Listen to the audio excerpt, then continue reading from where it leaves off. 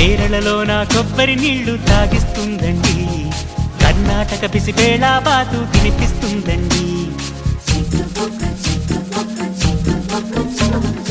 ఆంధ్రాలో నా పెసరట్టు ఉప్మా పార్సిల్ కట్టించి, మహారాష్ట్రలో మధ్యాహ్నానికి రోటీ ఇస్తుంది.